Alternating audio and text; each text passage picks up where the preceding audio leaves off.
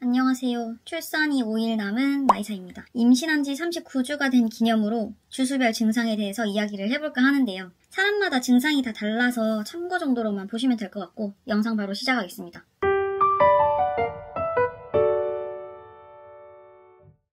일단 생리 시작하기 전에 보통 저는 입이 엄청 터지거든요. 근데 그날은 되게 유독 평화롭더라고요. 뭔가 이상해서 임신 테스트기를 써봤는데 바로 2줄이 뜨더라고요. 그렇게 임신이 됐구나라고 생각을 하고 있던 찰나 회사 점심시간에 갑자기 설사를 하기 시작하는 거예요. 상한 음식을 먹은 게 아닌데도 불구하고. 그래서 퇴근하고 나서 급하게 산부인과에 가서 증상을 설명을 했더니 설사도 임신의 한 증상이라고 하시더라고요. 피검사를 하자고 하셨는데 다음 주에 이미 다른 산부인과에 예약을 해둬서 안 한다고 말씀드리고 그냥 나왔습니다. 임신할 줄 모르고 미리 예약해둔 베트남 여행을 다녀오게 되었습니다. 가서 재미있긴 했는데 아무래도 엄청 신경이 많이 쓰였고 임신 극초기라서 미리 사전에 예약했던 마사지는 아예 받지도 못했습니다. 다들 엄청 기피 하시더라고요.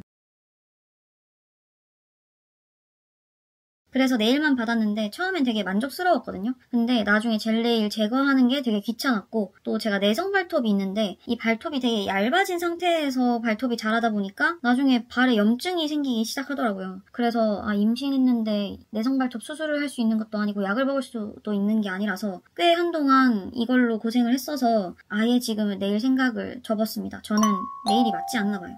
그렇게 베트남 여행에 가서 임태기가 역전이 된 걸 본 후에 산부인과에 갔습니다. 임신 테스트기에 바로 2줄 떴다고 해서 산부인과 가면은 아마 피검사를 받거나 좀 나중에 오라고 하실 수도 있습니다. 그렇게 임태기 역전이 되고 산부인과에 가서 아기 집과 난항을 확인할 수 있었습니다.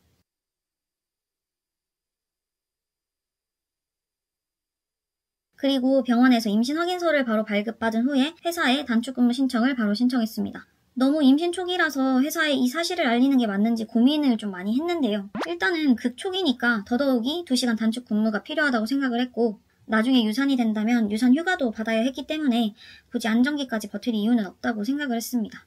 5주차까지는 정말 좋았거든요. 2시간 단축 근무에 집에 빨리 와서 쉬고 놀고 집안일하고 너무너무 좋았어요. 근데 6주차에 딱 접어들자마자 엄청 무기력해지고 잠이 너무 많이 쏟아졌습니다. 그냥 몸이 파업한 것처럼 축 늘어져 버렸고 간단한 집안일조차 할 수가 없어서 이맘때쯤에 배달 음식을 엄청 시켜 먹었습니다. 그리고 퇴근을 하자마자 바로 낮잠을 잘 정도로 뻗어버리니까 도대체 내 몸이 왜 이런가 싶어서 좀 찾아봤거든요. 결론적으로는 호르몬 때문이기도 하고 아기를 만드는데 에너지를 너무 많이 써서 잠이 쏟아진다고 하더라고요. 원래 낮잠도 잘 안 자는 사람이었는데 이때만큼은 그냥 포기하고 많이 잤습니다. 7주가 되고 나서 드디어 아기 심장 소리를 들으러 가는 날이었는데 와 이때 너무 긴장이 돼서 토할 뻔했습니다. 진짜 회사 최종 면접 결과 기다리는 수준으로 긴장이 되었던 것 같아요. 초음파를 보니 심장은 잘 뛰고 있었고 조랭이 떡 정도로 커졌더라고요. 너무 신기하고 귀여웠습니다.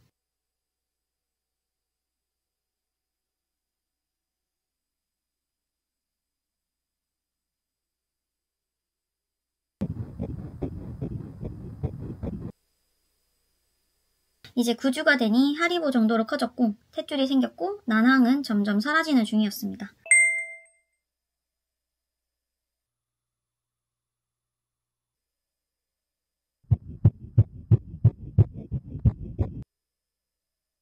(9주까지) 계속 무기력하고 계속 낮잠만 자다가 10주가 되니까 이제 슬슬 기력이 되살아났습니다. 집안일도 가능하고 산책도 자주 다녔는데 어딘가 뭔지 모르게 살짝 감정 기복이 생기기 시작합니다. 11주가 되니 갑자기 환도선다가 찾아옵니다. 어디 앉아있기가 무서울 정도로 엉덩이 쪽이 아팠고 약간 관절이 개방되는 느낌이 들기 시작했습니다. 그래도 이 환도선다가 오래가지는 않았고 한 3일, 4일 정도 좀 고생을 하고 이 증상은 사라졌습니다.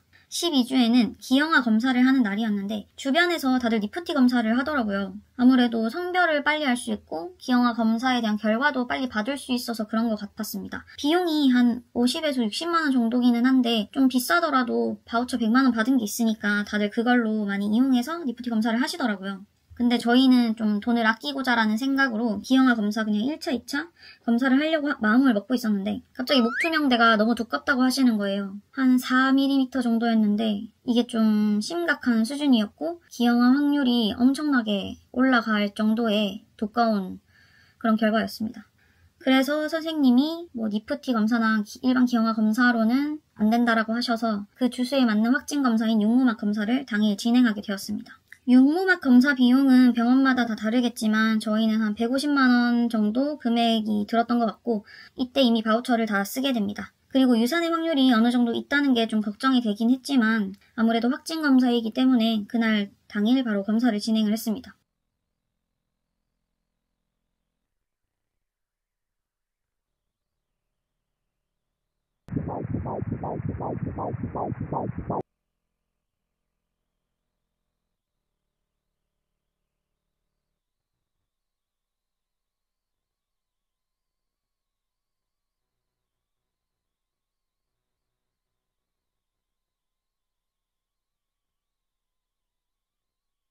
아니, 육무막 검사 후기를 사실 찾아봤거든요?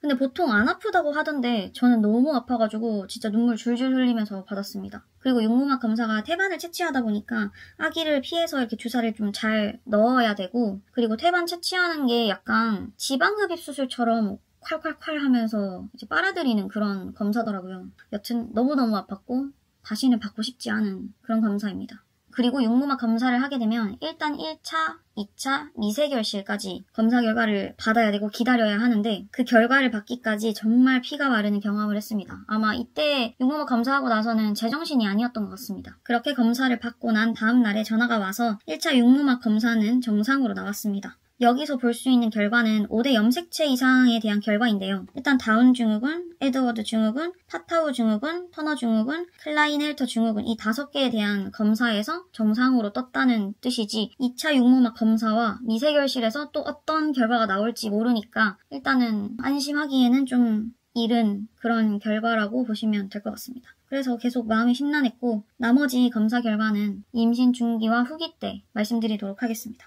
이렇게 임신 초기까지의 증상과 과정에 대해 설명드렸고요. 임신 초기에 해야 할 것들을 또 간단하게 말씀을 드리겠습니다. 일단 기형아 검사 전에 태아보험을 드시는 게 좋고요. 유튜브나 카페에서 후기 같은 거 좀 읽어보고 가입하시는 걸 추천드립니다. 아니면 베이비 페어 가시면은 보험사들이 정말 많거든요. 거기에서 설명도 좀 들어보시고 지식도 쌓아보고 또 다른 방법으로는 임신 어플로도 태아보험 상담이 가능하시니까 다양한 방법으로 비교 견적 받아보시면 어떨까 싶습니다. 우체국 태아보험은 무료이기도 하고 22주 이내에 가입을 하시면 되는데 저희는 까먹을까봐 그냥 얼른 가입했습니다. 이제 병원에서 받은 임신 확인서를 들고 보건소에 가면 임산부 배지와 선물을 주십니다. 저는 엽산이랑 철분제를 받았는데 보건소에서 받은 약으로 지금 임신 후기까지 영양제 살 돈은 많이 아낀 것 같습니다. 그리고 지역마다 선물 차이가 있으니까 얼른 다녀와 보시길 바랍니다. 그리고 여기서 100만원 바우처 받으시면 되고 본인 한정 병원, 약국에서 사용 가능하니까 이것도 꼭 놓치지 말고 신청하시면 좋습니다. 임신을 하고 나니 화장품이 엄청 많이 신경 쓰이더라고요. 가장 빨리 바꾼 게 선크림이었습니다. 선크림은 피부에 흡수가 되지 않는 무기자차로 바꿨고 굳이 임산부 화장품으로 다 바꾸지는 않았던 것 같습니다. 평소에 쓰는 화장품은 그냥 상품 문의로 물어보고 별 이상 없으면 그냥 그대로 썼었고요. 레티놀처럼 임산부에게 치명적인 성분이 있는 화장품들만 배제하고 사용했습니다. 다른 어플로 이제 성분 하나하나를 검색하고 따져보려고 하니까 저는 너무 귀찮아서 그렇게까지는 못하겠더라고요.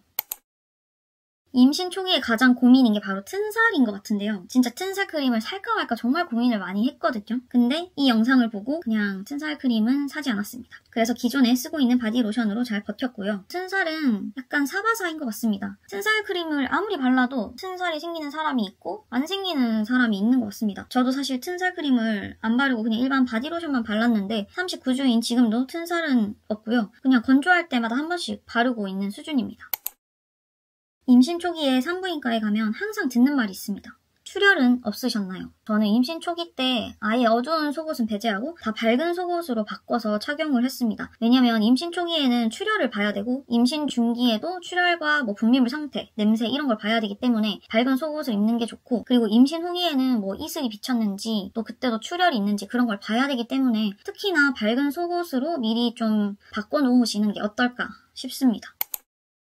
아까 말씀드린 것처럼 회사에 임신 확인서를 빨리 제출해서 2시간 단축 근무를 하셨으면 좋겠습니다. 극초기이기도 하고 조심해야 할 때잖아요. 게다가 입덧이 심하시고 다른 불편한 증상이 있으신 분들은 최대한 빨리 집에 가서 쉬는 게 맞다고 생각이 듭니다. 그리고 회사에 임신과 관련된 복지가 얼만큼 있는지 확인해 보시고요. 또 유산 휴가도 있는지 미리 확인을 해 보시고 대비를 하시는 게 좋을 것 같습니다. 서울시 거주 임산부에게는 1인당 교통비 70만원의 바우처가 지급이 되니까 기간에 맞춰서 신청하시면 되고요. 임신 3개월 이후니까 한 12주 이후 저는 14주쯤에 신청을 했던 것 같습니다. 사용할 수 있는 것은 대중교통, 철도, 택시비, 자가용 유류비 등으로 사용이 가능한데 꽤나 쏠쏠하고 지금도 아직 바우처 금액이 남아 있습니다. 정말 괜찮더라고요. KTX나 SRT도 할인을 받을 수 있고 이것도 꼭 신청하시길 바랍니다. 저는 고향 내려갈 때 자주 썼고 임신 중기가 돼서 성심당을 부시러 가거나 경주 가서 벚꽃놀이 할 때도 유용하게 썼습니다. 여기까지 임신 초기 증상과 과정, 해야 할 것들을 정리를 해봤는데요. 생각보다 할 게 너무 많아가지고 임신 초기에는 정말 정신이 없었던 것 같고요. 그래도 다른 분들이 잘 정리해놓으신 것도 많이 참고를 했고 지인을 통해서 이것저것 물어보면서 급하게 부랴부랴 신청한 것도 많았던 것 같습니다. 아니면 차라리 책을 구입을 하셔가지고 보시는 것도 좀 추천드립니다. 왜냐하면 여러 증상에 대해서 알 수도 있고 임산부 지원 제도도 잘 정리가 되어 있어가지고 잘 모르겠으면 책을 보거나 조금 더 공신력 있는 정보를 얻었던 것 같습니다. 이렇게 임신 초기에 대해 마무리를 해보고 다음에 임신 중기와 후기 영상으로 찾아뵙겠습니다. 오늘도 영상 봐주셔서 감사합니다.